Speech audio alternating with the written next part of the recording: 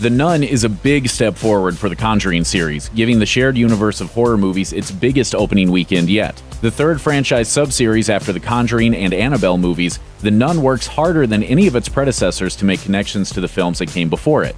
Whether it's a visual reference to a past movie, the conclusion of a series-long plot, or the presence of the demon Valak's name all over the place, the movie has plenty to offer for eagle-eyed viewers looking for clues about how everything connects. If you watch the spooky movie through your fingers, we've got you covered. Here are some small details you might have missed in The Nun. Original creation. The Nun is the fifth entry in the expanding Conjuring universe, and it asserts itself within that continuity in a variety of ways. For one, the movie's opening scene about two sisters in the St. Cardus Abbey fighting off the demon nun features an almost perfect recreation of the post-credit scene of Annabelle Creation, which teased the demon nun spin-off in 2017. In The Nun, it's revealed that the spooky specter coming down the hall is pursuing Sister Victoria, who sacrifices herself to keep the demon from possessing her and entering the real world. Curiously, The Nun lacks a similar post-credit sequence of its own. For whatever reason, it looks like the series producers don't want to give people any hints of what's to come before Conjuring 3, Annabelle 3, or their next spin-off, The Crooked Man. Demonic DJ. After Father Burke and Sister Irene arrive at the Abbey for an overnight stay, their sleep is interrupted by Valak, which proves itself to be a real nuisance of a demon.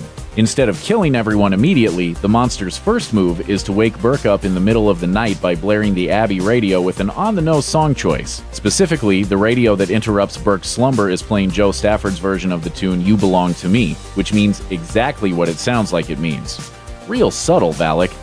Precious memories. Visible in the background of Irene and Burke's first dinner in the Abbey is a photograph that will be familiar to anyone who watched Annabelle Creation. The black and white snapshot was originally referenced by Sister Charlotte in the Demon Doll story, which chronologically takes place in 1955, 3 years after the events of The Nun. The photo shows Sister Charlotte alongside three nuns of the St. Cardus Abbey, whom she says she became very close to at some point in the past. Those relationships aren't built on in The Nun, though, since by the time Irene and Burke arrive at the Abbey in 1952, every one of the nuns Charlotte knew is presumably dead. Considering what we learn about the Abbey, it's almost a little jarring to see the sisters there ever having a moment of levity. Does Charlotte in 1955 even know her friends are dead, or that they gave their lives for such important work? It doesn't seem that way. She doesn't even recognize the face of Valak that haunts her copy of the photograph, and seems to have no idea how lucky she is to have made it out alive. What's your name? Supernatural activity is at work in The Nun before Burke and Irene ever arrive at the Abbey. If you look closely, you can see the demon's name pop up in the world around them, a strange phenomenon that seems to surround the demon's activity. As Burke and Irene prepare to embark for the Abbey with their local guide Maurice, Burke accidentally places his bags in the back of an unrelated truck. It's a humorous moment, except for one odd thing: the vehicle's license plate.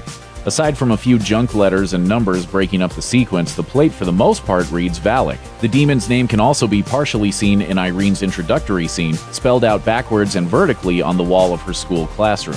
Valak's presence did the same thing in The Conjuring 2. It's a weird and unexplained phenomenon, considering that the demon's name is its biggest weakness. For some reason or another, Valak can't stop spilling the beans. Pazuzu style. Like a lot of demon-centric horror movies, The Nun owes a lot to The Exorcist. At least one frightening image in the movie is a very clear visual reference to that 70s classic. As Father Burke lays trapped in a wooden coffin buried alive in the Abbey's graveyard, he is grabbed from behind by Valak. As the demon claws at Burke's face, the audience can briefly see the twisted visage of the demon flash within the darkness beside Burke. The moment is highly reminiscent of The Exorcist, with that movie's demon appearing in snarling, near-subliminal flash frames. In both movies, the quick glimpses at the faces of the demons are blink-and-you'll-miss-it moments, making them some of the scariest parts of either one. Conjuring a connection. The Nun brings its story full circle in its final minutes, cutting from Romania in 1952 to Wakefield, Massachusetts 20 years later. This postscript scene loops the finale of The Nun back into the very first Conjuring movie, revealing that the lecture given by Ed and Lorraine Warren in that film was all along referring to an encounter the couple had with Maurice, aka Frenchie. Just before the epilogue kicks in, Maurice is revealed to have been possessed by Valak during the final battle in the Abbey's catacombs. It makes for a pretty sad end to the otherwise charming tour guide. So what happened to Maurice? Well, he tried to kill his wife, but instead he shot her in the arm and then he turned the gun on himself.